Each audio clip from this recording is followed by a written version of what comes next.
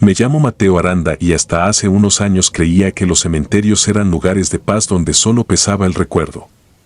Todo cambió el 11 de julio de 2017, cuando descubrí que los muertos pueden convocar compañía sin pedir permiso.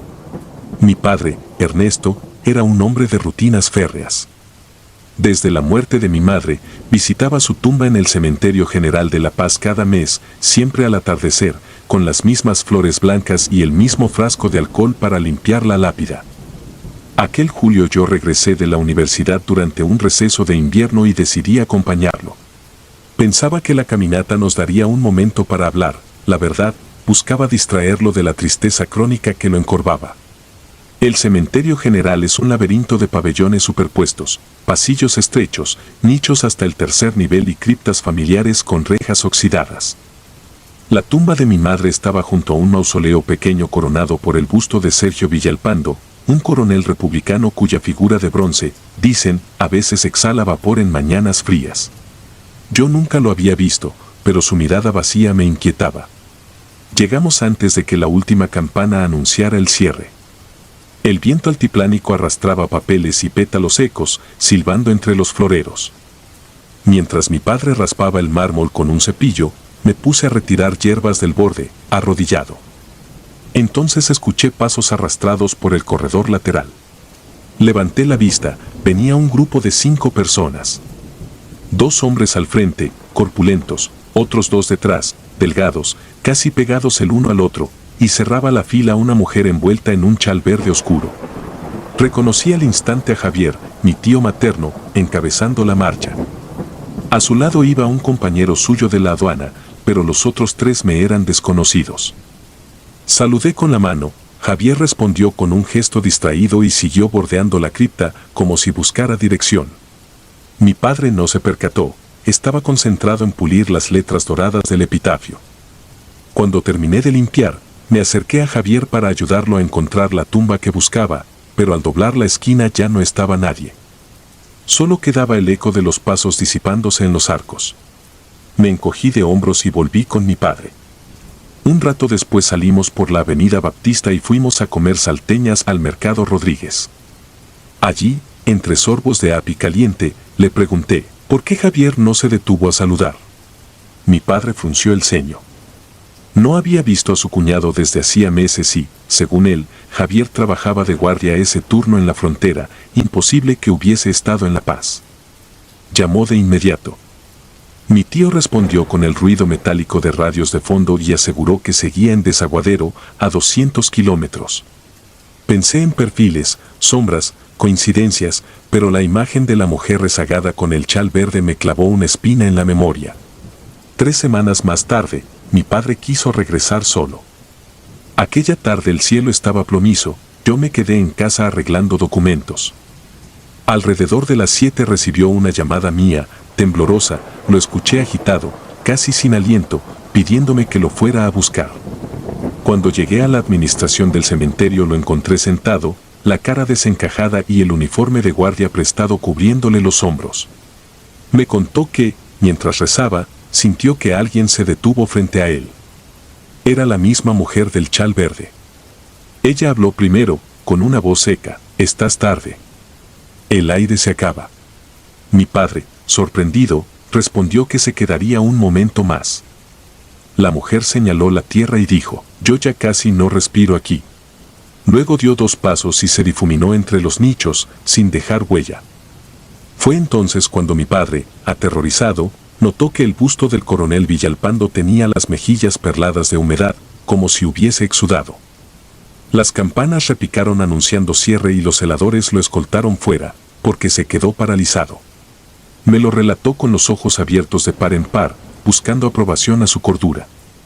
Mientras volvía con él a casa, tuve la impresión de que algo nos seguía, un perfume rancio, mezcla de flores marchitas y metal oxidado, flotaba detrás del auto. No quise regresar, pero mi padre insistió en visitar de nuevo el 27 de agosto, aniversario de bodas. Accedí con la condición de llevar una cámara para registrar cualquier cosa. Llegamos al ocaso, el sol chocaba contra los cerros, pintando sombríos todos los ángeles de yeso. Coloqué la cámara sobre la lápida y empecé a grabar mientras él recitaba una oración. Entonces lo de siempre, pasos en la curva, la misma procesión. Esta vez conté solo 4 figuras. Faltaba uno de los hombres que iban delante el primer día. Me lancé tras ellos sin pensarlo.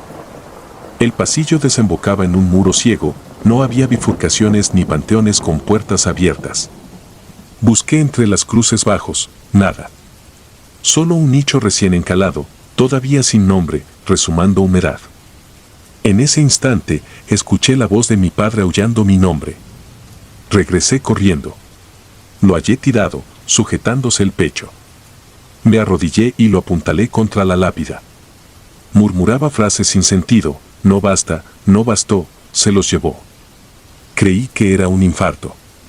Llamé a emergencias, pero tardaron. Los médicos no detectaron falla cardíaca, diagnosticaron un episodio de síncope por estrés. Esa noche lo hospitalizaron para observación. Revisé la cámara antes de dormir. El video mostraba a mi padre orando y, a su espalda, las figuras difusas avanzando en fila. Al detenerse el primero, la imagen vibra y se distorsiona, como si el aire se torciera. Después, un recuadro negro suplanta el lente por un segundo y, cuando el foco regresa, la mujer del chal está frente a la cámara. No se distingue su rostro, solo la tela oscura ondeando sin viento. Luego la cámara cae. No recuerdo haberla tocado. Al día siguiente volví, arrastrado por la necesidad absurda de entender.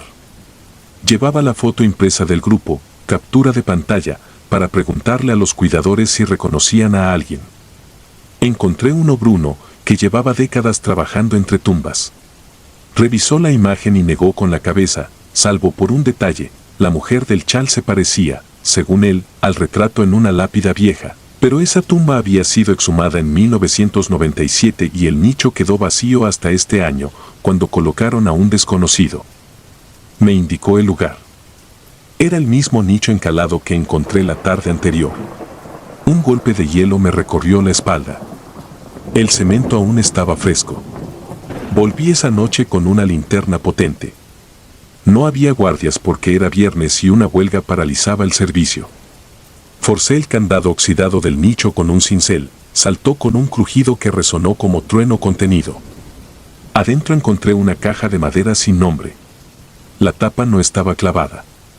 La deslicé. Dentro había 3 objetos, un sombrero de ala ancha cubierto de tierra, unos lentes de cristal grueso y, sobre ellos, una placa militar con el nombre Villalpando S. No había restos humanos. Sentí que alguien respiraba en mi nuca. Me giré con la linterna, nadie.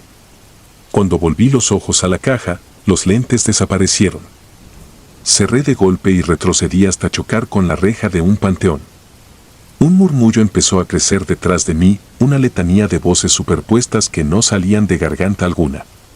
Corrí sin aliento, perdiendo la linterna y arañándome con las cruces. En casa encontré a mi padre más sereno, como si le hubieran extirpado el miedo. Me pidió, con una calma lúgubre, que no volviéramos jamás. También dijo que, mientras dormía en el hospital, soñó con mi madre sonriendo en un paisaje de mármol inundado de neblina. Detrás de ella, difuminados, estaba el grupo completo, los 5, incluida la mujer, observándolo. Solo él temblaba, los demás parecían estatuas aguardando turno. A la mañana siguiente supe que el cementerio había amanecido acordonado, algún vándalo destrozó un nicho, dejando la caja expuesta y vacía. Las autoridades registraron huellas, pero no hallaron pruebas concretas. Semanas después, un reportaje relató que la placa de bronce del coronel Villalpando fue robada y apareció en un mercado de antigüedades del Alto, el busto quedó decapitado. Desde aquella noche siento que me faltan pasos al contar los míos. Cuando atravieso corredores largos, metro, aeropuerto, archivos, escucho un eco que no se sincroniza con mi andar. A veces, al doblar una esquina, noto sombra adicional que se detiene cuando yo lo hago. No he vuelto al cementerio general, ni mi padre tampoco. Sin embargo, cada 11 de julio, a la misma hora en que escuchamos el primer grupo, un viento helado recorre nuestro patio y la alarma del auto se dispara sola. Creo, honestamente, que hay entidades que reclutan compañía y la llevan en procesión, los vivos solo los vemos de soslayo, nunca sabemos si el próximo de la fila será un desconocido o alguien de nuestra sangre. Si alguna vez visitas una tumba al caer la tarde y notas que un grupo silencioso avanza detrás de ti, no los señales, no los cuentes, podrías descubrir que son más de los que deberían ser y que, tras el último, ya caminas tú.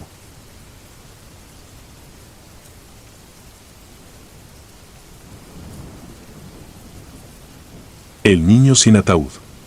Dicen que las tumbas guardan silencio, pero yo descubrí que algunas guardan hambre.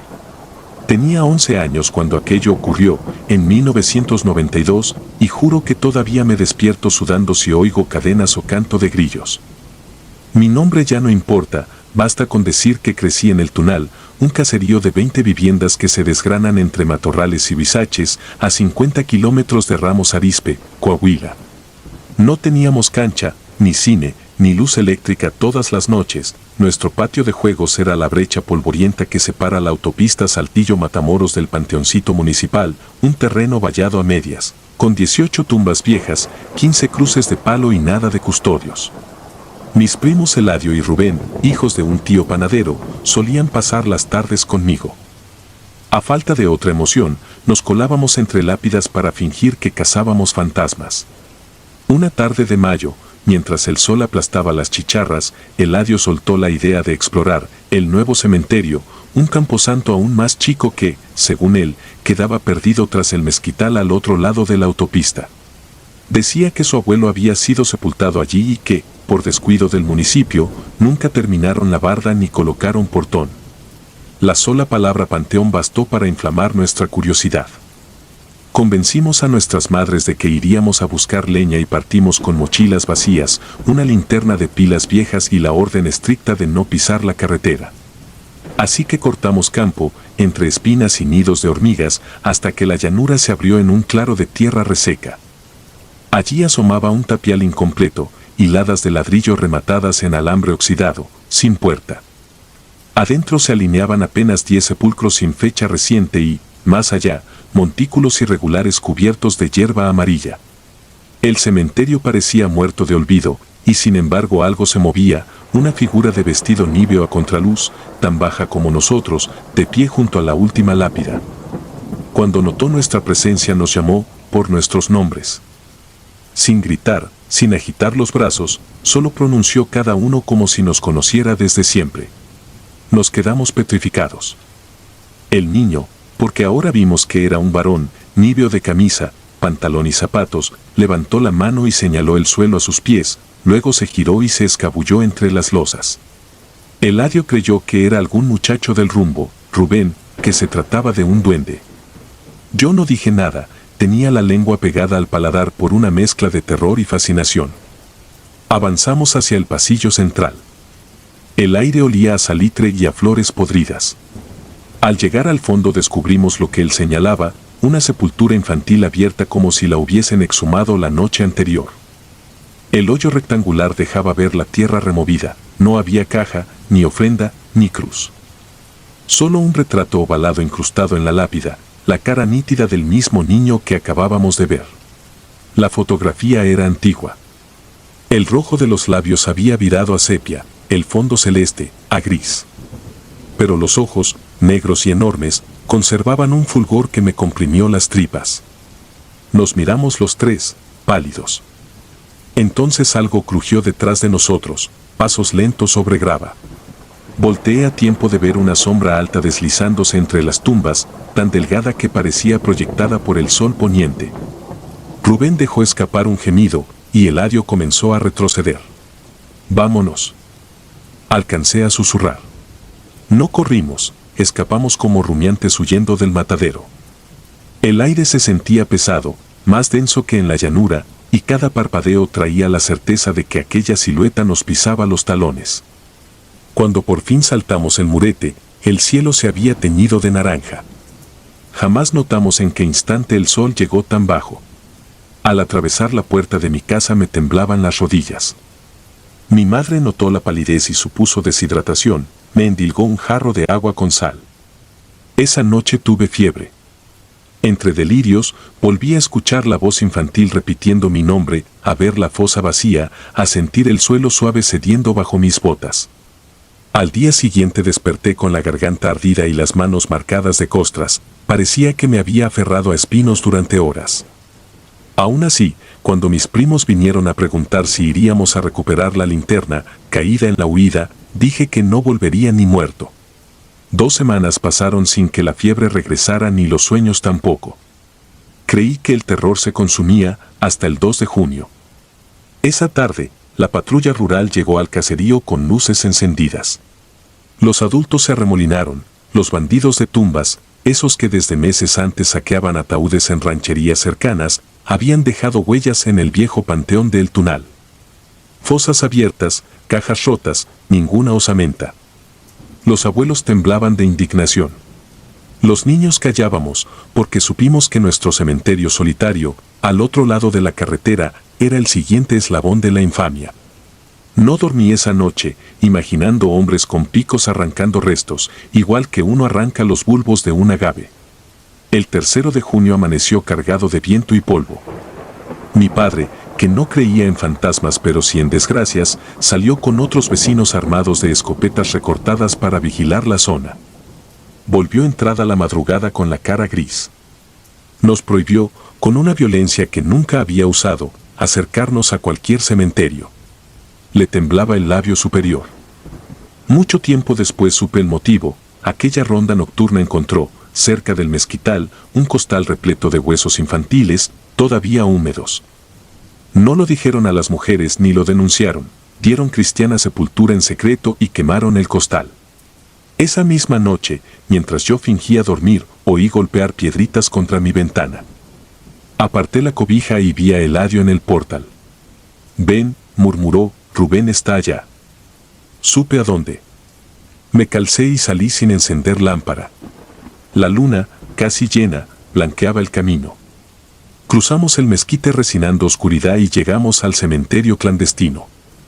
La cerca seguía altiva, pero dentro del panorama había cambiado, varias tumbas abiertas, las losas echadas a un lado. Rubén se hallaba junto al hoyo del niño blanco, sosteniendo una cuerda anudada al extremo de una cajita de metal. No quise acercarme.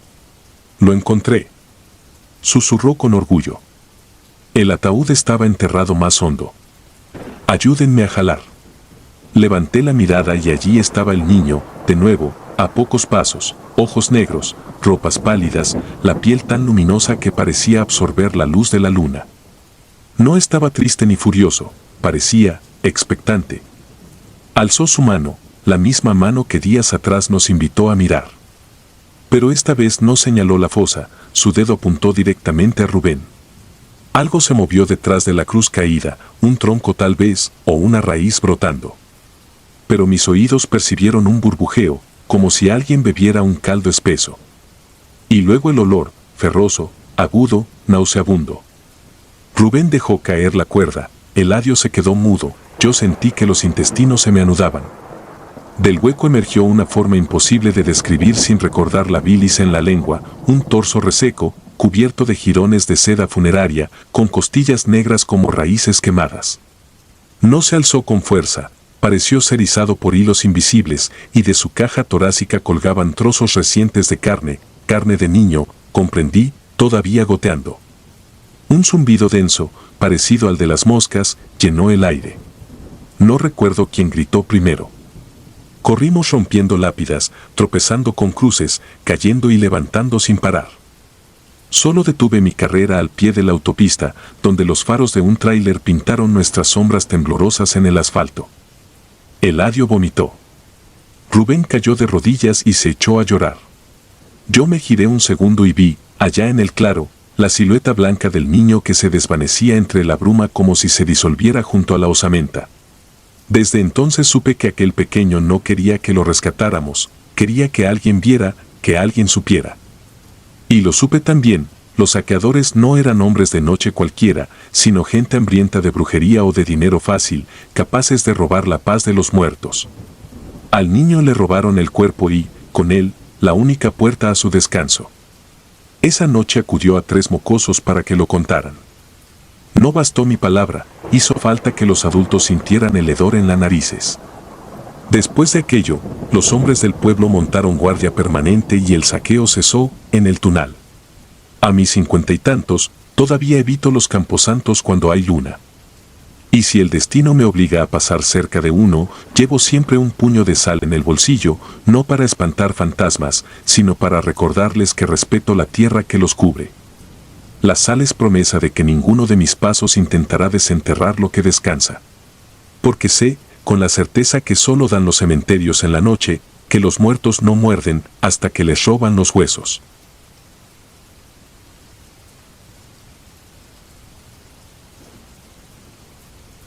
Sombras que aguardan entre las lápidas. Nací y crecí en Santa María de los Sauces, un poblado polvoriento a las orillas de Monterrey. Desde niño me acostumbré al ir y venir de los vendedores que cada 1 y 2 de noviembre hacían del panteón municipal un tianguis, puestos de elote, buñuelos, flores de cempasúchil apiladas como hogueras anaranjadas. Mi familia montaba año tras año un carrito de atolito. Yo odiaba madrugar para ayudarles, pero aquella tarde del 1 de noviembre de 1998 acepté porque, a mis 17 años, quería ahorrar para la primera guitarra eléctrica que vendían en la tienda de usados.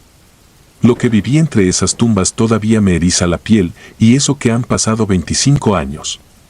1. El encargo. Llegamos al Camposanto a las 4 de la tarde. El sol rozaba la sierra y proyectaba cruces alargadas sobre la grava blanca. Mi madre acomodó las ollas caliente frías sobre la mesa plegable mientras mi tío Dionisio preparaba los jarritos. A mí me mandaron por agua a la llave que quedaba junto al osario viejo, al fondo, pegado a la barda de adobe que divide el cementerio antiguo del nuevo. Tomé 2 garrafones vacíos y crucé los pasillos abarrotados. Entre veladoras y rezos olía a azúcar quemada y a crisantemo fresco. Al pasar frente a la capillita de San Judas, noté un detalle extraño: nadie se sentaba en las bancas de piedra cercanas a la barda antigua. Ni niños jugando ni ancianas rezando. Aquel sector parecía cubierto por una burbuja de silencio, como si las risas se negaran a entrar. No le di importancia, en los pueblos los rumores viajan rápido y, cuando un rincón se gana fama de pesado, la gente lo evita sin preguntar. 2. El muro agrietado. La llave goteaba sobre un charco verde. Mientras llenaba el primer garrafón, escuché que algo raspaba el otro lado del muro. 3 golpes secos, luego silencio. El adobe crujió como si alguien apoyara las manos del otro lado.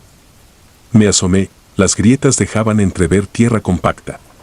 Recordé que, más allá, solo había un lote baldío invadido de mezquites. Empujé el pensamiento y regresé. Para entonces el cielo viraba al violeta. La transición luz-oscuridad en noviembre es traicionera. En menos de 1 minuto las sombras se alargan y el panteón parece tragarse a sí mismo.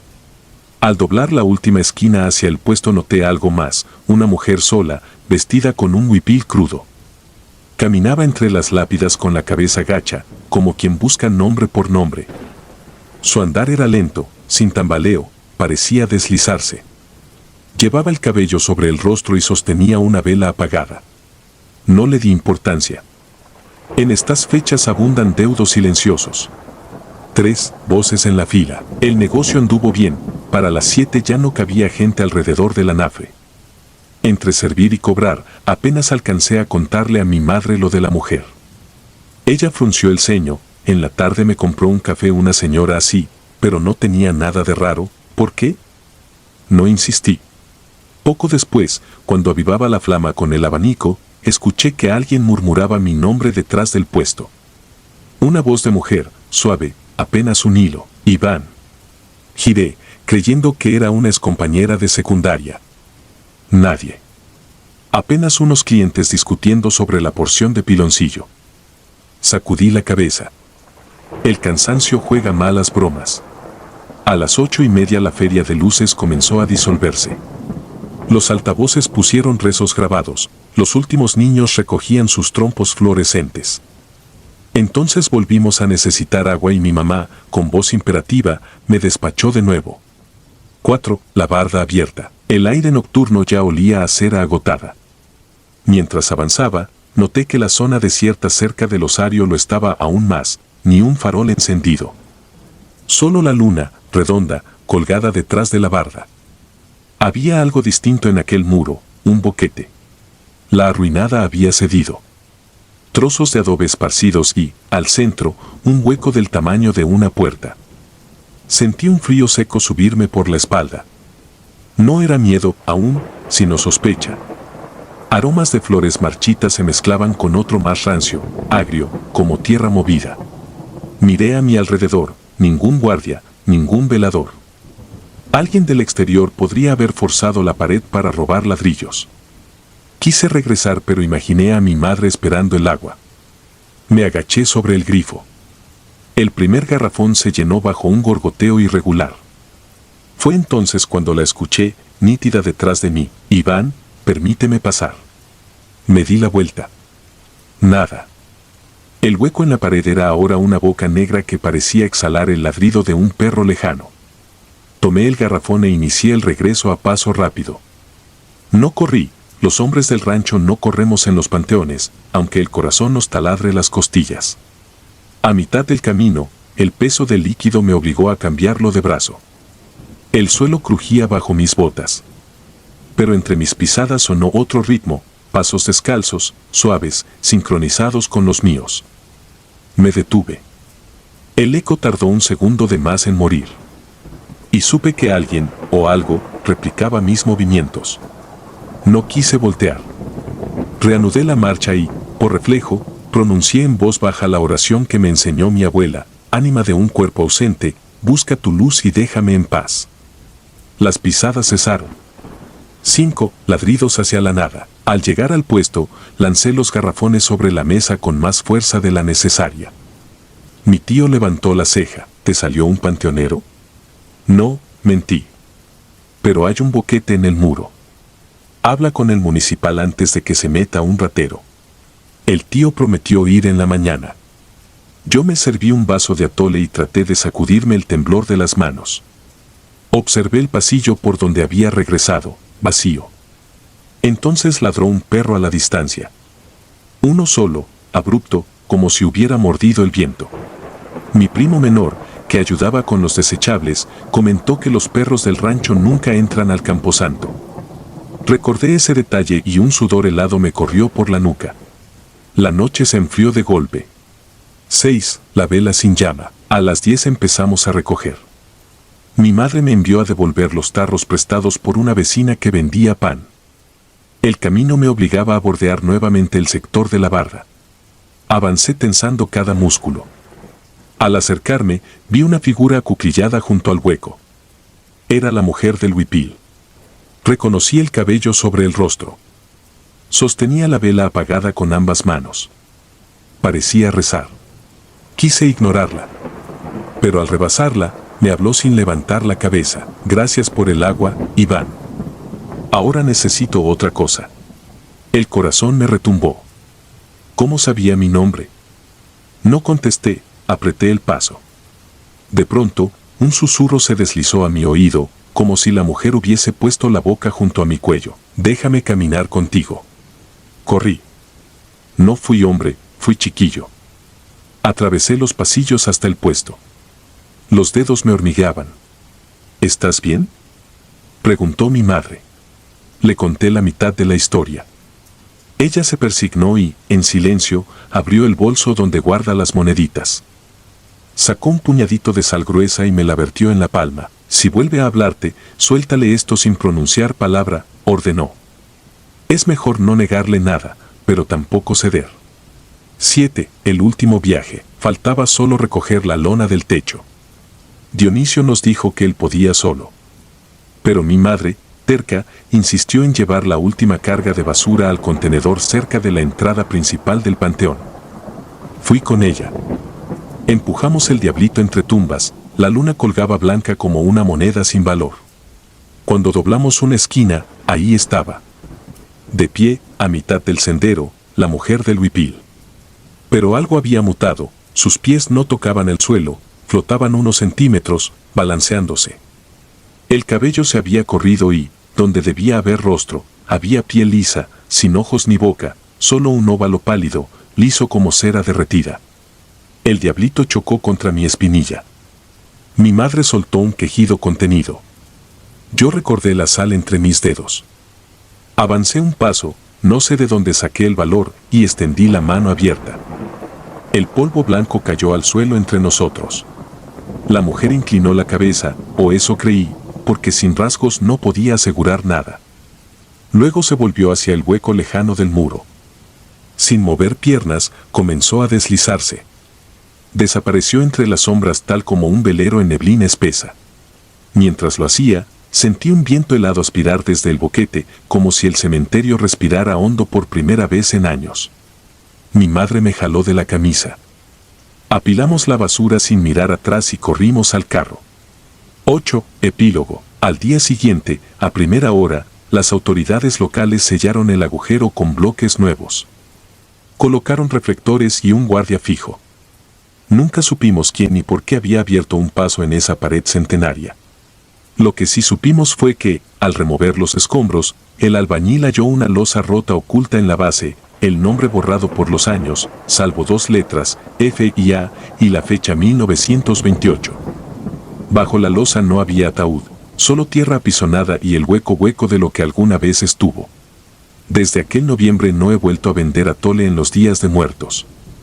Conseguí la guitarra, sí, pero cada que la toco y entra la penumbra entre acordes, me parece oír en el rasgueo un murmullo: Iván, permíteme pasar. Y entonces recuerdo la sal resbalando entre mis dedos, como una última limosna arrojada a lo imposible.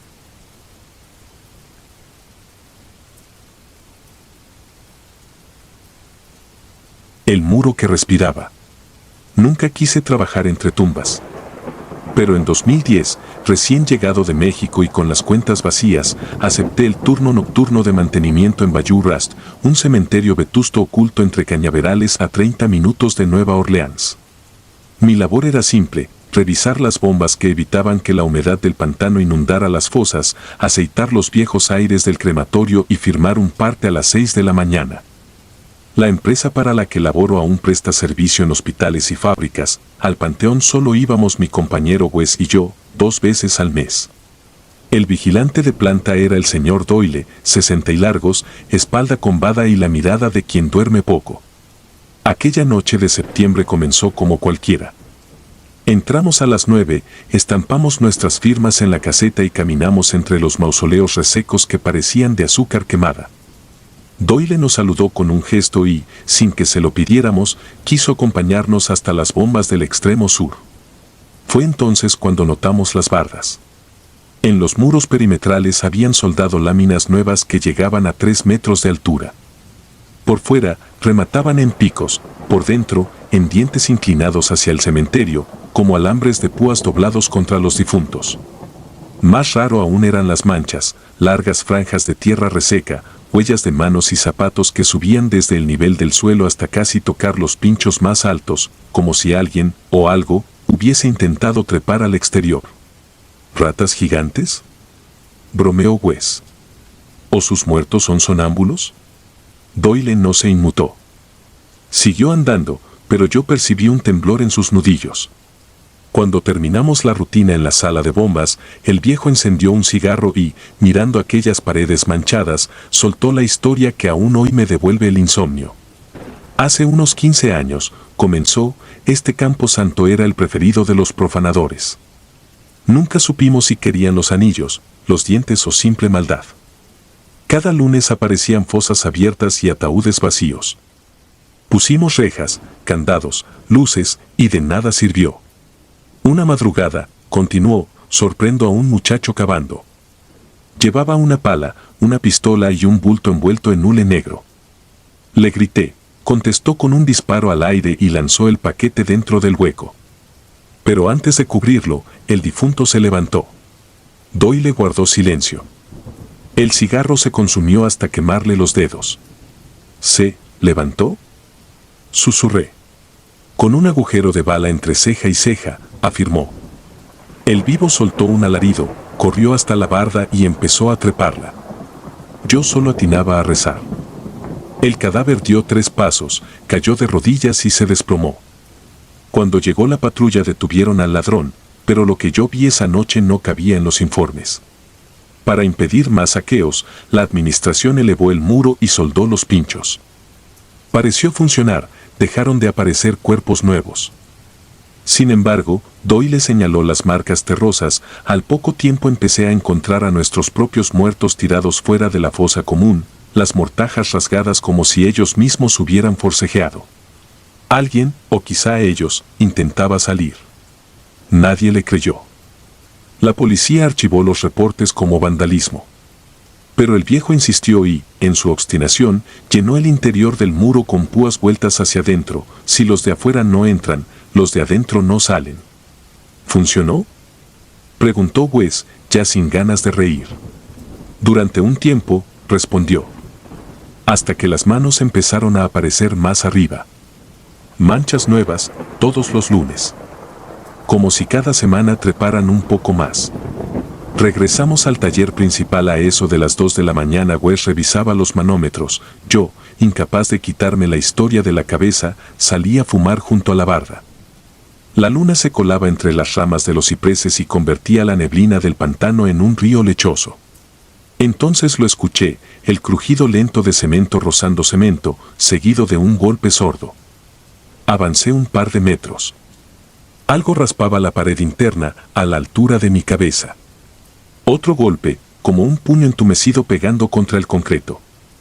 Y luego el sonido inconfundible de unas uñas arañando locas por ganar agarre. Me acerqué con la linterna temblando. El cono de luz iluminó una mano ceniza sobresaliendo entre las púas, los dedos hinchados, la piel como cera vieja. Tiré el cigarro y grité a Wes. Para cuando llegó, la mano ya no estaba, solo quedaba un hilo fresco de tierra que goteaba por la pared, dibujando una nueva mancha alargada. Wes juró que era una broma de Doyle. Volvimos para increparlo, pero lo hallamos sentado en la caseta, la cara hundida en las palmas. Cuando le contamos, solo asintió. Hoy es lunes, murmuró. Siempre lo intentan los domingos en la noche. Yo ya no voy allá después de medianoche. Propuso acompañarnos al depósito de herramientas. Necesitaba, dijo, una linterna de repuesto. Cruzamos los pasillos de tumbas elevadas. Aquí entierran sobre el nivel del suelo para burlar la marea, y fue al entrar al galpón cuando sucedió. Las lámparas del techo parpadearon. Una corriente helada me rozó la espalda y, al girar, vi pasar una sombra compacta, demasiado densa para ser neblina. Se esfumó detrás del anaquel que guardaba las bolsas de cal viva.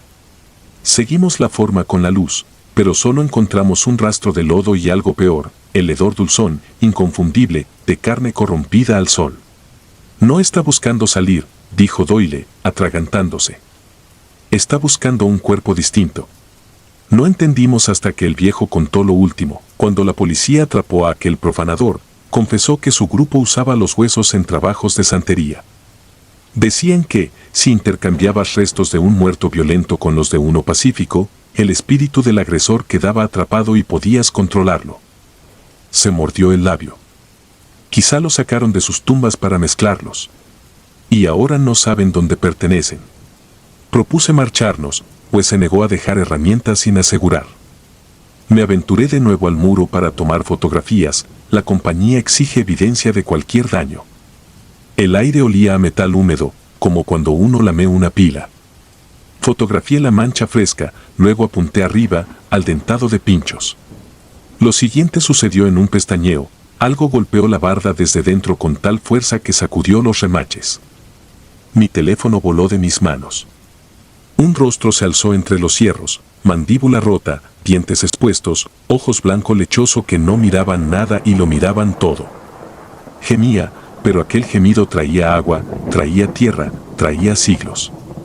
Retrocedí tropezando. El espectro, o lo que fuese, forcejeó un instante más, hasta que una de las púas atravesó su clavícula. No salió sangre, solo un chasquido de costra y la cosa se deshizo, replegándose hacia el suelo como una bolsa vacía. Huí al taller.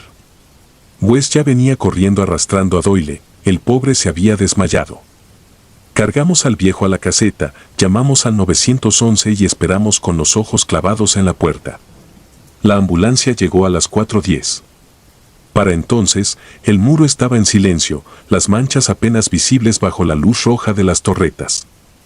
En el informe mentimos, un indigente, dijimos, había intentado saltar y se cayó.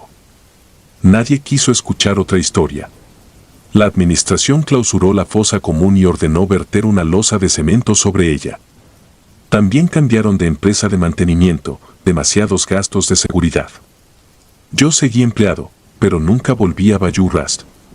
Han pasado 13 años. Hoy superviso clínicas con luces blancas y corredores asépticos. Aún así, cada lunes al filo de la medianoche, mi mente regresa al muro que respiraba. Dejo que la memoria me pinte otra vez la mano cárdena, el rostro clavado en hierro, el relincho mudo de un muerto que no sabe en cuál tumba dormir. Y recuerdo las palabras de Doyle, aquellas que entonces me parecieron exageradas. Los pinchos de afuera son para los vivos. Los de adentro son para lo que queda de nosotros cuando nos entierran en el sitio equivocado. Desde aquel día, si visito un cementerio, aunque sea para velar a la gente que amo, nunca camino cerca de la pared, no vaya a ser que alguna mano errante, confundida por tanta carne prestada, decida que mi cuerpo le sienta mejor que la tierra húmeda donde fue olvidada.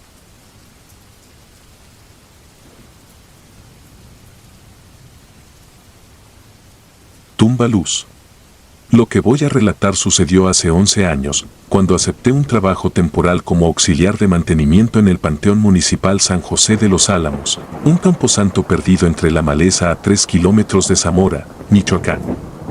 Yo tenía 28 años, una deuda con el banco y la urgencia de cualquier jornal. El administrador, don Hilario, me advirtió que solo sería un mes, raspar óxido de las rejas, quitar hierba y pintar un osario recién construido.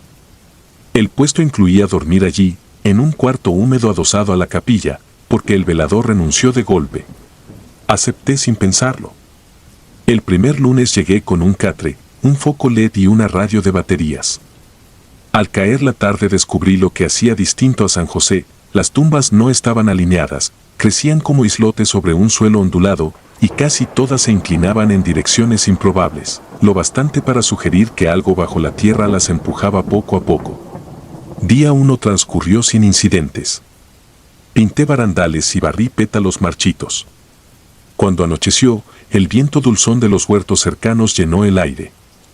Encendí la radio. La única estación clara era una emisora local que repetía son jarocho.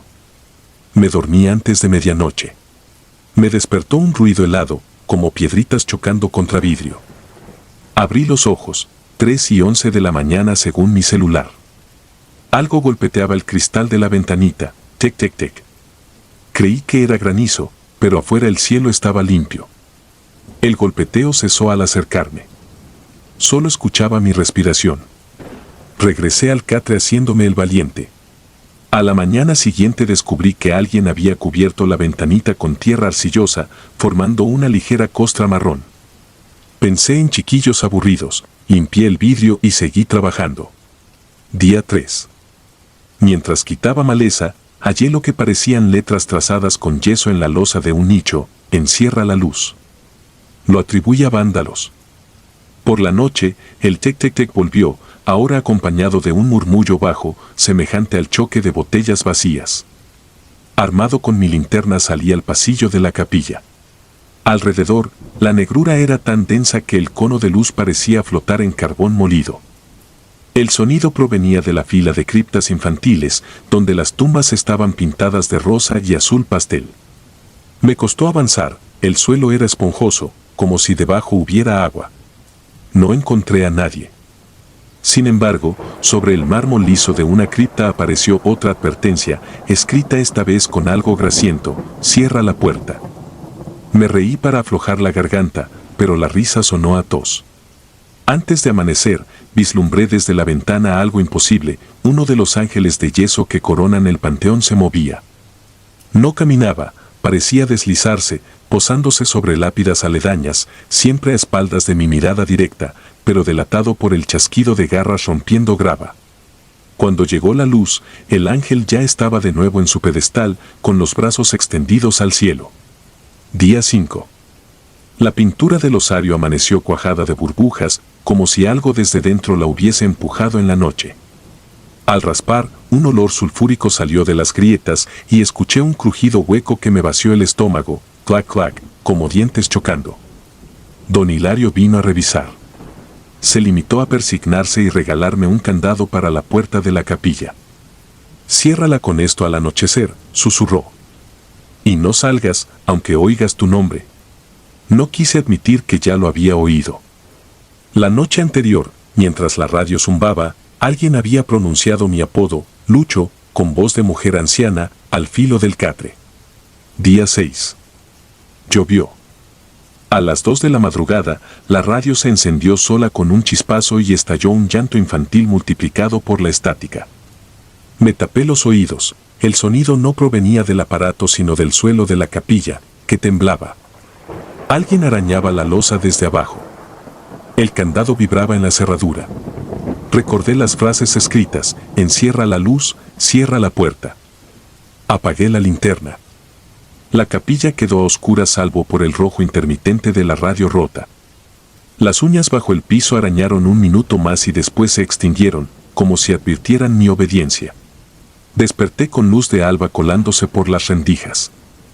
Al salir encontré algo nuevo, encima de mi habitación, grabado con objeto punzante, un dibujo burdo de 2 círculos unidos, unas esposas, un eslabón doble o tal vez candados abiertos. Y una tercera orden: no descorras. Día 7. La ansiedad me empujó a acabar el trabajo diurno lo más rápido posible.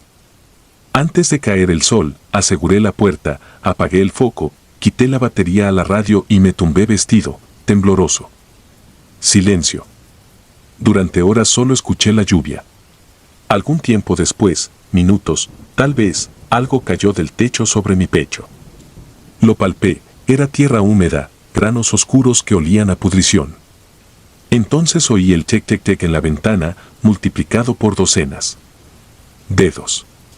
No de niños, de uñas largas que probaban el vidrio.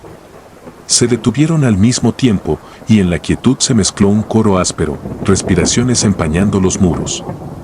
Con los ojos abiertos en la oscuridad supe que el cementerio entero me rodeaba, exigiendo. Recordé aquellas lápidas inclinadas. No cedían por raíces, algo empujaba desde los ataúdes, intentando incorporarse. Las respiraciones se convirtieron en una sola, larga aspiración que parecía vaciar el aire. La puerta crujió. El candado temblaba como ave atrapada. No la abrirían. No mientras la capilla permaneciera sin luz y clausurada. El aliento se alejó de la puerta y se concentró sobre mi cabeza, justo encima de la cama. El techo gimió y un goteo comenzó a descender en línea recta. Con la mínima claridad que entraba por la endija de la ventana observé el líquido cayendo sobre mi pecho. No era agua, era cera derretida, amarilla, caliente. Cada gota formaba un punto luminoso que, al enfriarse, brillaba igual que la faz pulida de una vela apagada. Comprendí: encierra la luz. Esos seres querían cualquier destello. La cera ardiente chispeó sobre mi camisa, no debía permitir que prendiera. Imaginé el resplandor de una brasa y las manos descompuestas corriendo hacia él. Contuve el aliento, soportando las quemaduras, hasta que el goteo cesó. El aire volvió a llenarse. No supe cuándo me dormí. Al amanecer, abrí la puerta. Afuera el campo estaba cubierto con velas deshechas, como si alguien hubiese ido de tumba en tumba derramando luz líquida. Ni un solo panal quedaba en las cornisas, los huecos chorreaban miel reseca. Sobre la losa más próxima, escrito con mi misma pintura verde, se repetía una última frase: luz que se mueve, tierra que se abre. Esa mañana renuncié. Don Hilario no mostró sorpresa. Me pagó la quincena completa, me estrechó la mano y aconsejó no mirar atrás al salir. Obedecí. Hoy conduzco ambulancias y paso junto a muchos cementerios sin inmutarme. Pero cuando las sirenas cortan la madrugada y los reflectores barren las calles, siempre recuerdo las órdenes de San José de los Álamos: no lleves luz viva a la tierra de los que esperan, no dejes puertas entornadas y, sobre todo, nunca te sientes a recuperar el aliento sobre la barda de un panteón que parece dormir. Porque hay pulsaciones bajo el pasto que solo necesitan un resplandor mínimo, una linterna, un cigarro, una chispa, para abrir el umbral, y entonces la oscuridad no se conforma con tu miedo, Quiere tus pulmones exhalando dentro de ella, alimentándola, sosteniéndola, hasta que alguien más herede la guardia y repita el error. Yo estuve a un candado de distancia de convertirme en parte de esa respiración. Y cada día de muertos, cuando el cielo se cubre de veladoras y pólvora, cierro todas las cortinas, apago el celular y espero en silencio. Si me tientan a descorrerlas, no respondo. Porque conozco el tec-tec-tec de los dedos que buscan vidrio y aún siento sobre la piel la quemadura tibia de una gota de cera que casi delata mi presencia a los muertos que jamás dejaron de vigilar.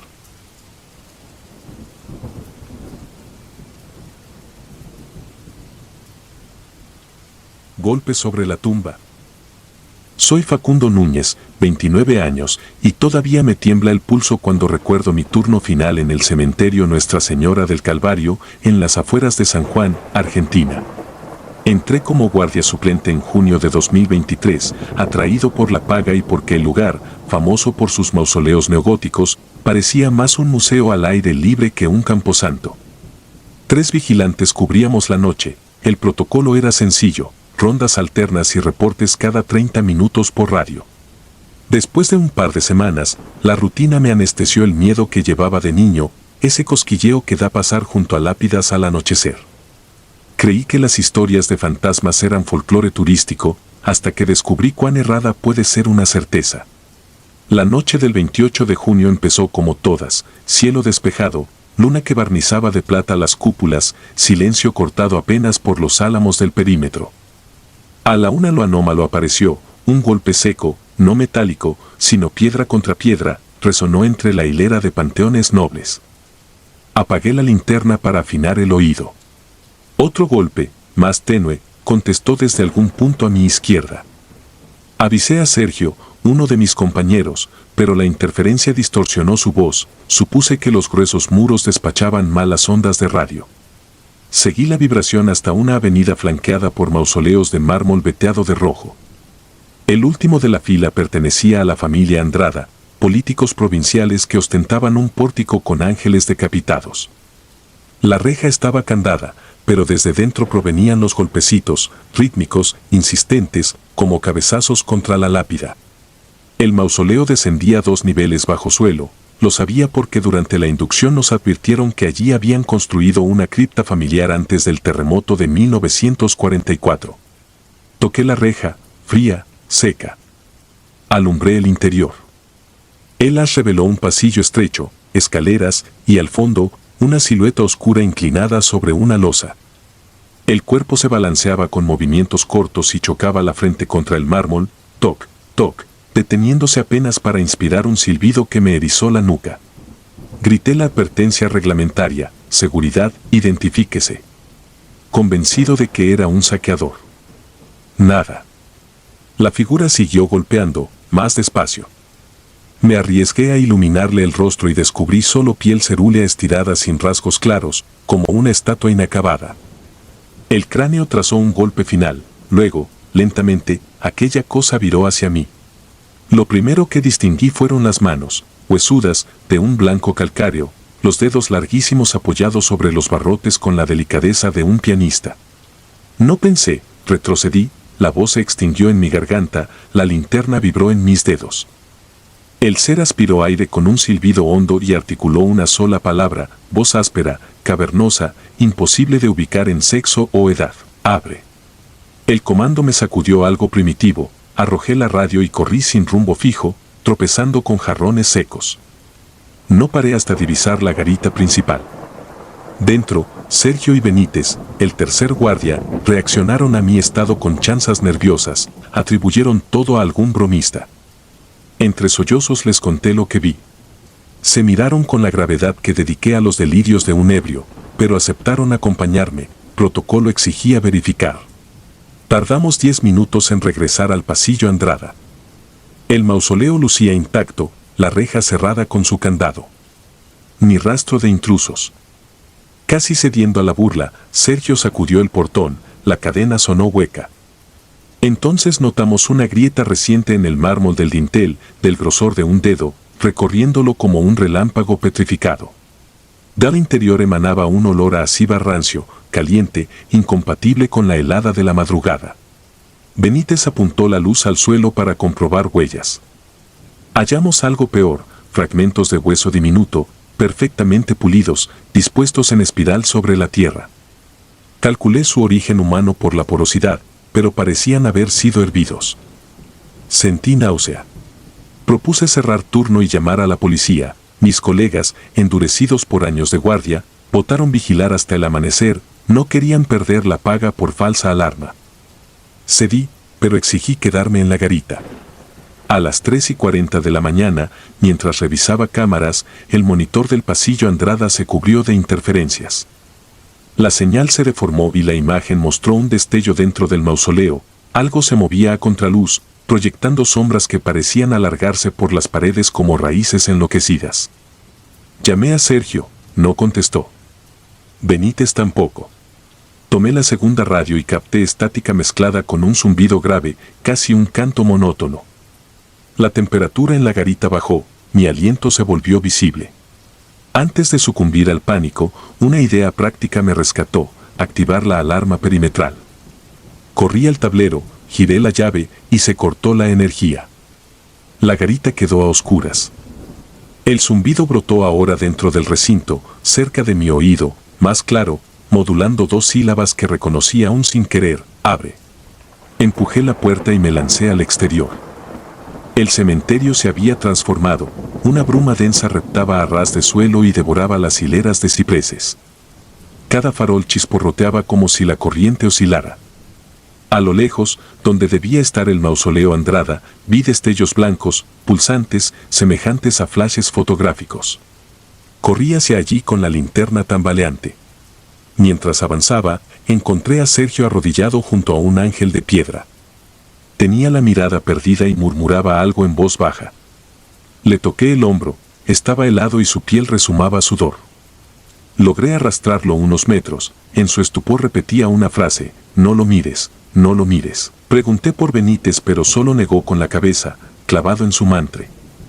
Lo dejé recargado en un pedestal y seguí, obligado por una mezcla de deber y fatalismo. Al doblar la esquina final vi la reja del mausoleo abierta, el candado colgaba retorcido, como si lo hubieran aplastado con tenazas invisibles. En la escalinata interior yacía Benítez, no sangraba, pero su mandíbula se abría y cerraba sin emitir sonido, como pez fuera de agua. Intenté incorporarlo, sentí su pulso débil. Entonces el destello regresó, esta vez no desde dentro, sino detrás de mí. Giré la luz. Allí estaba la entidad, erguida, más alta de lo que recordaba. Bajo el fulgor comprendí que su piel no era piel, sino una pátina de polvo de mármol adherida a una forma humanoide. De su frente emanaba una grieta que sangraba polvo, y en lugar de ojos había 2 hendiduras negras sin fondo. Extendió su mano hacia mí, el zumbido vibró en mis huesos antes de convertirse en un timbre insoportablemente agudo. La palabra abre se reformó, pero supe que no pedía abrir la reja, me pedía algo interior, un permiso, una rendija en la cordura. Retrocedí con Benítez a rastras, no tanto por salvarlo como para poner distancia. Tropecé con los fragmentos óseos en espiral que se duplicaban ahora por el piso y por las paredes como un rastro de caracoles ciegos. La cosa dio un paso, y la reja crujió, cada barrote se oxidó al instante, trocándose en polvo rojizo. Comprendí que si alcanzaba la garita y cerraba el portón principal tal vez frenaría su avance, o tal vez no, pero la mente en pánico necesita metas. Mis recuerdos se fracturan a partir de ahí, la carrera cuesta arriba, el jadeo de Sergio alcanzándome a mitad de camino, el cuerpo flácido de Benítez colgando de nuestros hombros. El portón de hierro apareció entre la niebla, lo atravesamos y lo atrancamos con la cadena de repuesto. Más allá, en la avenida desierta, las luces de un patrullero se acercaban, la señal de pánico que alcancé a mandar antes del corte debió activar un protocolo. Cuando los agentes inspeccionaron, hallaron el cementerio vacío y la reja Andrada cerrada. Dentro todo en orden salvo por la escalera rota y el polvillo extraño. Ni rastros de huesos, ni destellos, ni figura. Benítez fue internado con un cuadro de shock catatónico. Sergio renunció esa misma semana. Yo declaré un intento de robo frustrado y pedí traslado. El parte policial clasificó el suceso como vandalismo sin saqueo. Caso cerrado. Hoy enseño física en un colegio rural, lejos de San Juan. Las noches son tranquilas, pero al más leve golpe en la pared despierto sobresaltado. Los médicos llaman hiperacusia postraumática a mi nueva sensibilidad, yo sé que es otra cosa. En sueños, la voz vuelve a repetir su mandato, cada vez más cerca. Algunas madrugadas, abro los ojos y sobre la mesa de luz encuentro un polvo blanco, finísimo, que no estaba antes, como si el mármol se filtrara por las rendijas de la realidad. Cuando eso pasa, sostengo la puerta con el hombro y rezo a un Dios en el que nunca creí, repitiendo el consejo que Sergio balbuceaba en aquella bruma: no lo mires. No lo mires. Porque he aprendido que hay presencias que no quieren asustarte, sino convencerte, que no exigen abrir candados ni portones, sino un resquicio en la mente. Y cuando el mármol cobra vida para exigir paso, basta un parpadeo para que tu cordura se vuelva la próxima losa en su colección.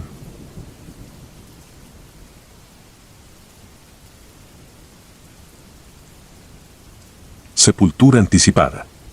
Nunca me acostumbré al olor del cementerio de la Remonta, aunque nací con la tapia de ladrillo a 6 pasos del cuarto donde mi madre me parió. Ese olor denso, tierra húmeda mezclada con lumbre de copal y el leve tufo ferroso que queda tras exhumar un ataúd, se impregnaba en la ropa cada noviembre y persistía hasta junio, como si los muertos sudaran a través del suelo. El responsable de que nada allí quedara en paz era León Pineda, el sepulturero más viejo que he visto, un hombre enjuto cuya pala sonaba antes que cualquier campana, cavaba tumbas para personas que aún masticaban tortillas, y 2 días después el pueblo confirmaba su sentencia. Yo tenía 26 años y trabajaba como auxiliar en la clínica rural. Vivía con mi hermana Brisa en una casita de adobe que daba de frente al camposanto, así que, cuando el sol bajaba, alcanzaba a ver a León abrir la puerta de hierro y atravesar los pasillos con paso ligero, como quien va de pesca. Elegía una parcela, marcaba la cruz de cal y comenzaba a desmontar el pasto. Nadie le acompañaba, ni siquiera el ayudante municipal se enteraba de sus planes. Al amanecer, una fosa perfectamente cuadrada estaba lista, cubierta con una tabla y coronada por un puño de flores marchitas. Entonces iniciaba la cuenta regresiva, en menos de 48 horas, el pueblo velaría a un nuevo difunto. Los viejos lo sabían y cruzaban miradas de resignación cuando la pala del sepulturero sonaba de noche. Pero a mí, nacido en tiempos de autopsias y certificados, me carcomía la lógica, ¿cómo diablos predecía la muerte? León respondía, con voz gastada, que los muertos eran gentiles con él, acudían en forma de susurro hasta su jacal para encargarle su hueco final. Esa explicación bastaba a los ancianos, pero a mí me sonsacó una obsesión, y no tardé en descubrir que la curiosidad por los muertos casi siempre los despierta. Todo cambió la tarde en que Brisa llegó pálida al consultorio, había visto a León cavar un nuevo hoyo junto al ciprés mayor. Temblaba, pues la parcela estaba reservada para nuestra familia y quedaba apenas un espacio libre. Esa noche, tras cerrar la clínica, salí con la excusa de un rondín médico y me llevé una linterna. Encontré al viejo hincado en la tierra negra, sudor perlando la calva iluminada por la luna. Su pala ya marcaba la profundidad de medio hombre. Sentí el impulso de preguntarle para quién abría ese hueco, pero la idea de que respondiera para ti me cerró la garganta. Regresé a casa con un nudo helado en el estómago. Al día siguiente, la noticia corrió: don Lupe Talavera, dueño del molino, se abrió la garganta con una botella rota tras pelear con su hijo. El cuerpo llegó a la clínica al mediodía, y yo, con las manos enfundadas en látex, lo cosí sabiendo que su tumba aguardaba ya fría y prolija. Era la tercera vez en 2 meses que León acertaba. Decidí vigilarlo. Pasé noches enteras espiándolo desde la ventana.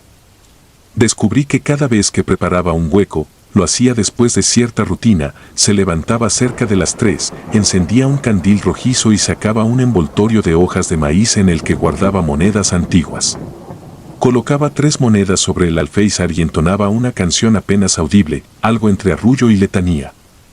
Al terminar, levantaba las monedas, besaba la que quedaba más oscura y la guardaba aparte. Era la señal de la muerte próxima. Lo supe porque, al cabo de las noches, entendí que siempre alzaba la misma, una pieza de cobre con la efigie de un águila mutilada. Quise arrancarle la verdad. Una madrugada, cuando él regresaba con la pala sobre el hombro, lo esperé bajo el farol del ayuntamiento. Pregunté qué significado tenía la moneda. Contestó, sin mirarme, que era la llave con que se abre la boca del suelo.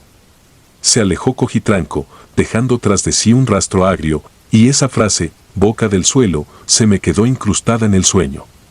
Pocos días después me tocó atestiguar el prodigio de cerca. El generador de la clínica falló y tuve que dormir en la bodega para vigilar a una paciente picada por alacrán. Cerca de las 2 de la mañana escuché el chirrido de la puerta del cementerio, asomé por la rendija y distinguí la figura de León enfundada en su gabán. Esa vez, sin pala, portaba solo un costal pequeño. Lo seguí, linterna apagada, guiado por el resplandor de su candil. Se detuvo en una tumba infantil, el mármol cubierto de musgo, y comenzó a esparcir cal sobre la losa. Murmuraba nombres, como si pasara lista. Luego extrajo del costal una muñeca desmadejada, la depositó en la cabecera y se santiguó al revés, de hombro derecho a izquierdo, gesto que erizó mi piel. Cuando se retiró abrí la linterna sobre aquella figura. Era apenas un trapo, pero sus botones, los ojos, brillaron con un fulgor verdoso. Retrocedí con el corazón golpeándome la tráquea. La mañana trajo gritos a la plaza, la hija menor del herrero amaneció sin vida, cuello torcido en la cuna, la piel fría pese al calor. La enterraron esa misma tarde, justamente donde horas antes León había dejado la muñeca. El cementerio entero olía a poleo y llanto. Allí mi asombro se volvió pánico. Mi hermana comenzó a enfermar. Fiebre sin causa, vómitos, pesadillas donde decía que palas rascan la pared del cuarto. Una noche se levantó sonámbula, caminó hasta el patio y se quedó mirando la tapia del panteón murmurando: ya acabaron, ya vienen. Despertó sin recuerdos. Hasta entonces no me atreví a contarle lo que había visto. Decidí enfrentar al sepulturero. Fui a su jacal en el borde del río. La puerta de tablas estaba abierta, dentro olía a grasa rancia. En la mesa, 3 monedas primitivas resplandecían bajo la luz de una vela negra. León yacía en una hamaca, ojos en blanco, murmurando en voz apenas perceptible: lucero, luz, luciérnaga. Sacudía las manos como espantando moscas. No respondió a mi llamado. De pronto la vela chisporroteó y las monedas repiquetearon solas, girando sobre sí. Una rodó hasta mis pies, era la del águila mutilada, ahora caliente como brasa. Me quemó la palma antes de que la soltara. Regresé a la clínica con la piel enrojecida y el presentimiento de que la moneda me había marcado. Desde entonces, cada noche escuchaba pala y caldero al otro lado de la tapia. El 14 de septiembre, las campanas de la parroquia repicaron a muerto al amanecer. León Pineda apareció colgado de la cruz mayor del cementerio, la pala clavada a sus pies. Lo bajaron entre murmullos, nadie se explicó cómo logró encaramarse con esa rodilla enferma. Lo enterraron sin misa, en la misma fosa que, según testigos, él había abierto la tarde anterior. Uno creería que allí terminó todo, pero fue el inicio del verdadero terror. A falta de sepulturero, los entierros se retrasaban, aún así las palas sonaban de madrugada, invisibles. Comenzaron a aparecer fosas abiertas sin permiso, restos de animales dispuestos en forma de cruz, velas negras consumidas hasta la cera líquida. Brisa empeoró, hablaba dormida recitando nombres de difuntos recientes, y cada vez que la fiebre subía sus ojos adoptaban un brillo verdoso parecido al de aquellos botones. Empecé a comprender: la moneda caliente, la muñeca, la cruz invertida de León, todo indicaba un relevo. El oficio de escuchar a los espíritus debía pasar a otro cuerpo, y la moneda era la designación. Una madrugada desperté con la moneda bajo mi lengua, metálica, helada. Escupí con asco, cayó al piso y rodó hasta detenerse en el umbral. En el mismo instante, la campana de la parroquia dobló una sola vez, hueca. Entonces decidí lo único que podía salvarnos: enterrar la moneda donde nadie la escuchara. Esperé la luna nueva. Cargué la pala de León, la habían dejado apoyada en el muro de su tumba, y crucé el cementerio hasta la esquina más antigua, donde las lápidas se deshacen al tacto. Cavé un hoyo profundo, tan hondo que el aire cambiaba de temperatura, y lancé la moneda envuelta en un pañuelo de sal. La tierra cayó apagando su brillo. Al sellar la fosa escuché un suspiro provenir del subsuelo, como de alivio. No me quedé a averiguar quién lo exhalaba. Volví a casa, Brisa dormía tranquila, la fiebre cesó con el alba. Desde entonces ningún hoyo nuevo apareció sin explicación y las campanas solo suenan para los muertos oficiales. Pero a veces, caminando junto al río, creo oír monedas chocando unas contra otras, como si alguien jugara a las canicas con ellas bajo el agua turbia.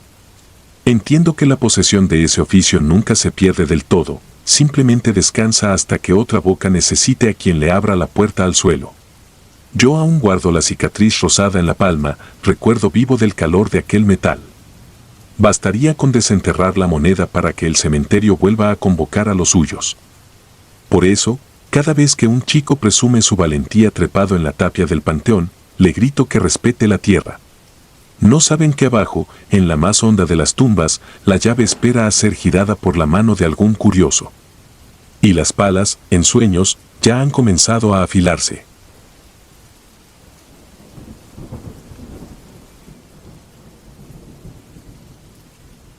Umbral de Panales. Me llamo Mauricio Ledesma y, aunque hoy ejerzo como paramédico en León, hubo un tiempo en que formé parte de una cuadrilla improvisada de protección civil en el municipio de Santa Cruz de Montelongo, Guanajuato. Éramos 6 voluntarios jóvenes, el presupuesto era magro y las asignaciones variaban entre sofocar pastizales encendidos y rescatar perros callejeros atrapados en alcantarillas. A comienzos de octubre de 2018, el director de la unidad nos informó que el viejo panteón municipal debía quedar libre de enjambres antes de recibir a las familias que acudirían el 2 de noviembre. El cementerio data de 1870, apenas una manzana cercada por muros de adobe, coronados por una reja herrumbrosa que jamás cierra bien. De día luce tranquilo, con tumbas en hileras de cal gris y flores plásticas de colores desteñidos. De noche, apenas iluminado por un par de faroles anémicos, parece contener su propia atmósfera, el aire allí se enfría 2 o 3 grados más que en cualquier calle vecina. La orden era simple, retirar, no exterminar, los panales para reubicarlos después en un apiario. Como la alcaldesa temía que alguna colonia se alborotara con visitantes inocentes, nos pidió realizar la maniobra a la medianoche del 30 de octubre.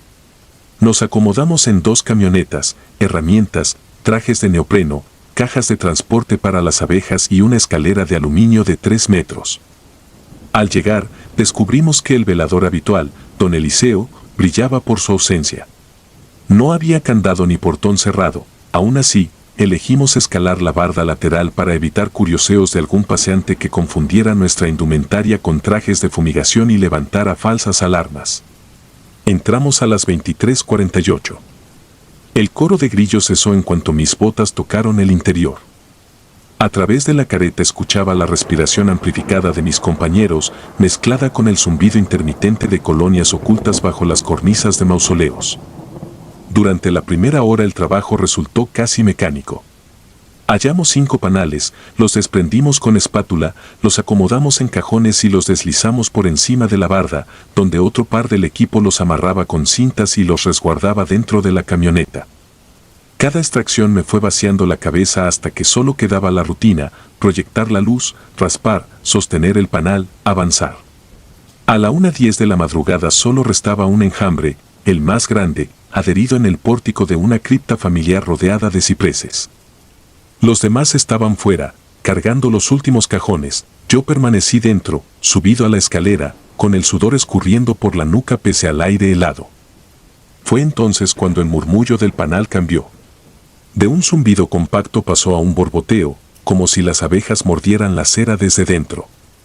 Un golpe metálico resonó detrás de mí. Giré la cabeza, la linterna de cabeza rebotó contra la careta, proyectando haces torcidos sobre las lápidas. No vi a nadie. Reanudé el trabajo. La espátula se hundía con dificultad, la capa de cera parecía haber engrosado de pronto.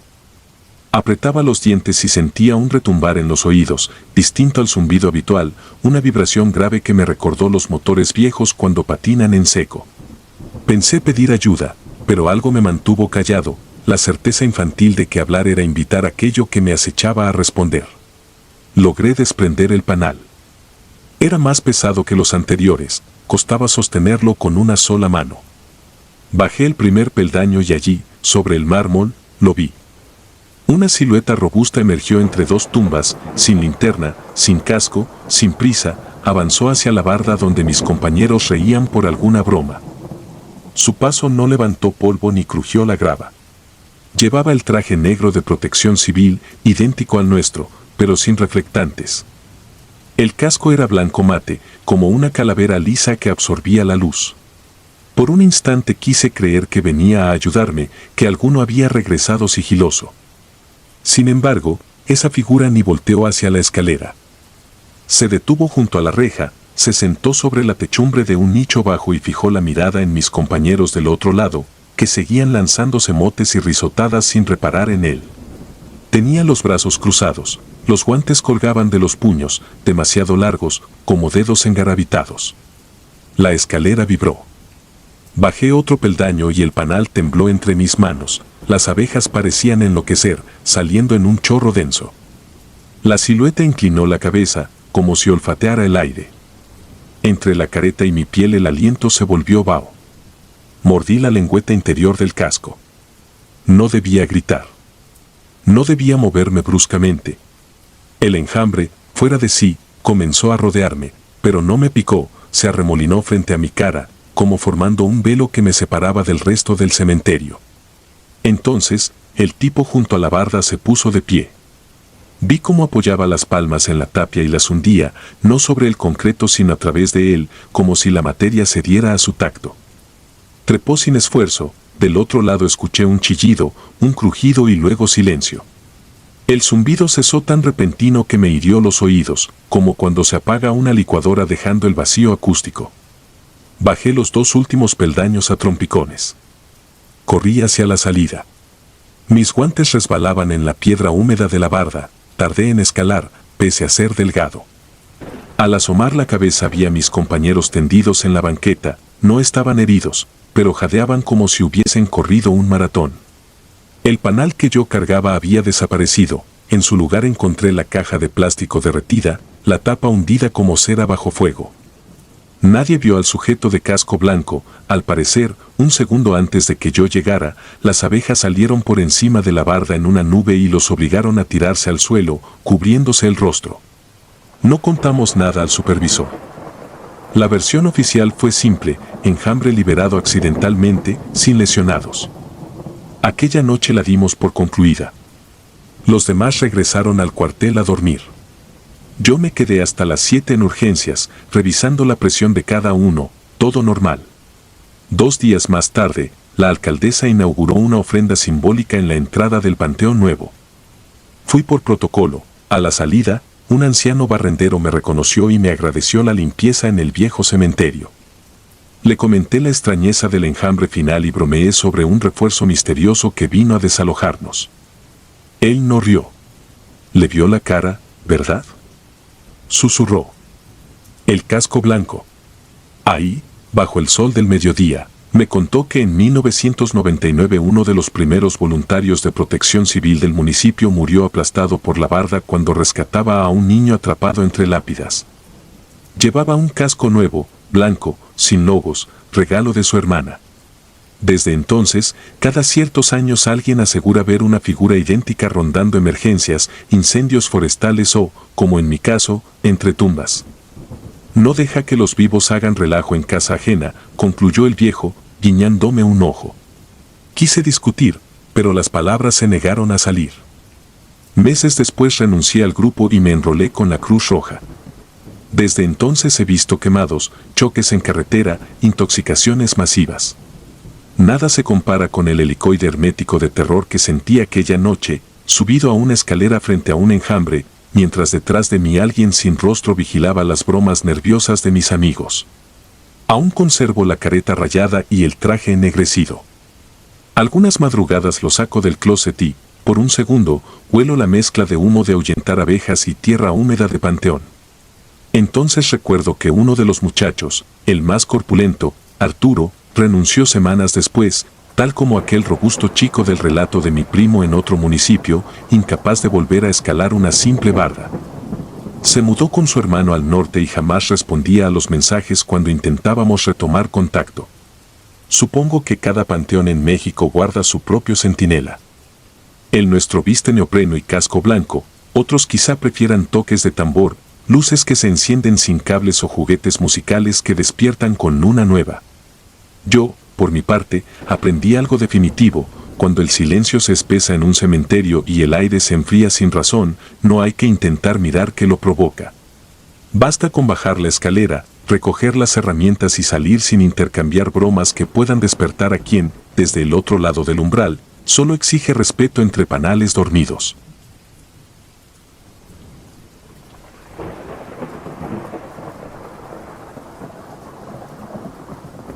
Sello rojo. Trabajo cuidando el Panteón Municipal de El Quelite, Sinaloa, desde 2011. No empecé por gusto. Mi padre murió con la pala en la mano, al pie de la barda norte, un día de julio que el suelo se abrió como si respirara. Me quedé con su libreta, con las llaves oxidadas, con los nombres y las medidas de cada nicho. Y con un consejo que sonaba a superstición pero que ahora repito como oración: no levantes lo que otro dejó asegurado con sangre. La tarde del 18 de septiembre de 2013 hubo un aguacero raro, compacto, que no se movió del cielo del panteón durante una hora. El agua se encharcó entre las tumbas más viejas, las de lápidas sin foto y letras comidas por el salitre. Cuando escampó, fui con Chepe, el sepulturero más antiguo, a revisar los daños. En el cuadro C, esquina con la bodega de veladoras, una losa plana, sin nombre, se había deslizado un par de centímetros. El enjarre alrededor se había quebrado en una fisura limpia, como cortada con hilo caliente. No está en la libreta, dijo Chepe, pasando el dedo por el borde húmedo. Yo confirmé. No había registro. Nada a ese número de cuadro ni esa hilera. Lo normal sería notificar al administrador municipal y esperar, pero una losa suelta en época de lluvias es peligro: niños entran, cámaras curiosas, borrachos. Decidimos fijarla. Quitar, limpiar, asentar de nuevo. Metimos la pata con la primera palanca. Al levantar apenas unos centímetros, nos golpeó un olor metálico, fresco a pesar de los años. No era podredumbre. Era sangre, seca pero dominante, pegada en surcos bajo la losa. Con el trapo comenzamos a limpiar y las manchas, en lugar de irse, se ordenaron. Aparecieron líneas, curvas, cruces rotas, círculos concéntricos. No era garabato. Eran símbolos. Chepe dejó de hablar. Yo sentí la piel de los brazos apretarse como piel de gallina, pero con dolor. Tomé fotos con el celular, solo por registro. Al terminar la limpieza, las marcas formaban una rueda de 8 radios, cada uno rematado en una especie de espina. En el centro, un punto y 4 pequeños surcos paralelos, como hechos con uñas. Volvimos a bajar la losa. No sellamos. La torpeza de la duda nos dejó a medias. Acordamos cerrar al día siguiente con mezcla y calorías. Esa noche me quedé a dormir en la caseta. Cuando llueve, los perros del barrio se acercan a buscar techo. Los dejo, no me molesta. A medianoche, todos se callaron al mismo tiempo. No fue que se durmieran. Fue silencio apretado, deliberado. Después se oyó un golpe sordo, como de tierra asentándose, y de inmediato un rasguño lento desde el cuadro C, un rascar de uñas contra piedra húmeda. No me levanté. Conozco los ruidos del panteón: raíces que empujan, ataúdes que ceden, tejas que se acomodan. Ese rasguño no venía de un árbol ni de una caja. Venía de abajo, junto a la losa sin nombre. A las 5, cuando apenas clareaba, caminé con la linterna. Los perros se quedaron en la caseta, sin moverse, con el hocico pegado al piso. En la losa había gotas oscuras que el rocío no borró. Pasé el dedo. Sangre fresca. No es posible, pensé, pero el olor era el mismo. Tomé otra foto. Volví a bajar la vista y las gotas ya no estaban. Un charco microscópico se escurría hacia la rendija, como absorbido. Chepe no llegó al amanecer. Tampoco a las 8. Su esposa vino al mediodía, pálida, preguntando si había pasado la noche conmigo en guardia. Dijo que lo vio salir a las 10 con la chamarra y la lámpara, que iba a revisar la losita. Ingresamos denuncia. Vinieron 2 patrullas. Buscaron como se busca a un borracho, a la vista, sin cavar, sin tocar. Firmaron y se fueron. Cuando quedé solo, abrí la bodega y saqué la libreta de mi padre. En las primeras hojas había medidas, pagos, fechas. En la mitad, con otra letra, tal vez de mi abuelo, hallé un párrafo que yo había leído de joven y desechado como cuento: cuadros sin cruz, losa baja, sin nombre. No mover. Sellada por María de la Luz Soto, 23 de marzo de 1974. Sangre de 3. Retapar si se abre. Escuchar antes de decidir. Lo leí 3 veces. Sangre de 3. ¿Quiénes? ¿Por qué? El apellido Soto aparecía en otras tumbas, viejas, cuidada alguna vez, ahora abandonadas. La noche siguiente me quedé otra vez. A las 2, el rasguño se hizo con ritmo. 3 raspones, pausa, 3 raspones, pausa. No era pedido de auxilio. Era un compás, una seña. Quise poner música en el teléfono para cubrirlo, pero cualquier sonido se habría sentido como debilidad. Caminé hasta la losa. La lámpara apenas agarraba. El aire estaba frío ahí, a pesar del calor del verano. Puse la mano en el cemento y sentí un latido. No era el mío. Era lento, extraño, como si el suelo bombease algo espeso. Retiré la mano de inmediato. La punta de los dedos quedó manchada, pegajosa. No recé. No soy de rezos. Hice algo más práctico, busqué el nombre Soto en el archivo muerto del ayuntamiento. La secretaria me dio 3 cajas de cartón. Entre actas y permisos me topé con un oficio de 1986 firmado por el regidor de Panteones. Se niega exhumación solicitada por la señora María de la Luz Soto respecto de un entierro sin registro en el cuadro C. Se instruye no tocar la losa. Había un anexo, una nota a mano. La señora dice que si se abre, algo camina. Caminó, pensé. Y ahora rasca. El tercer día, encontré en la reja una bolsa con velas negras, un frasco de alcohol y 3 santos viejos tirados por alguien. No había nota. Alguien sabía. Encendí una vela, más por hacer algo que por fe. El humo formó en el aire una hebra recta que bajó hacia la losa, contra el viento. El panteón quedó sin ruido. Ni pajaritos, ni motos, ni la carretera. Nada. Decidí abrir. Lo escribo y me duele el estómago, porque entiendo que ahí crucé una línea que mi padre me había pintado en rojo. Lo hice por Chepe y por la certeza de que el miedo se come más rápido cuando no se le planta cara. Con la barra levanté despacio. El olor salió como una ola caliente. La rueda de símbolos estaba empapada, no de agua, de una sustancia densa, casi negra. Las uñas del centro, frescas. Y ahí, debajo, tierra suelta. Metí la pala. A los 10 centímetros sentí algo duro. Una tapa de ataúd vieja no es tan firme. Esto era otra cosa. Toqué madera solo un instante y luego madera húmeda, con rayas nuevas. Entonces escuché el primer golpe desde dentro, muy leve. No hay manera de describir cómo el cuerpo reacciona a eso. No corrí. Tampoco contesté con golpes. Aflojé otro poco la tierra hasta descubrir una esquina. Había sangre entre la madera y el suelo. Y sangre en la cara interna de la losa. Di un paso atrás. La rueda de símbolos, empapada, parecía girar. No giraba. El latido la hacía vibrar. Entendí al fin, no era una trampa para cazar algo, era un candado para que no saliera. Y nosotros habíamos aflojado el seguro. Volví a dejar la losa en su sitio con un golpe seco. La sangre se escurrió hacia las líneas, como si las bebieran. El latido se hizo más lento. 3 raspones, y silencio. Fui a la caseta, tomé la navaja y me piqué la yema del índice. No lo hice por heroísmo. Lo hice porque la libreta decía sangre de 3, y ya había 2, la de quien selló y la de Chepe.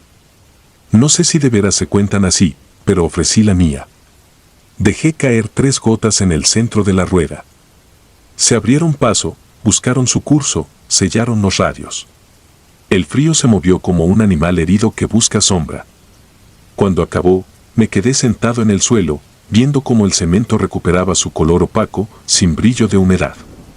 Al amanecer, avisé al municipio que había que reparar una losa peligrosa. Trajeron mezcla, arena, calorías. Yo mismo preparé el sello. Puse cal gruesa, agregué sal de grano, mezclé cemento con un poco de la sangre que todavía quedaba adherida a mis dedos. No firmé nada. Nadie más debía leerlo. Encargué a un albañil que levantara una barda de ladrillo bajo la bodega, solo para distraer. Ese día, por primera vez en años, no entró nadie a preguntar por horarios ni por permisos. El panteón se quedó en pausa. Han pasado años. A Chepe lo dieron por desaparecido. Su esposa me habla en diciembre para dejar una veladora a la orilla del cuadro C. La dejo, sin decirle cuál.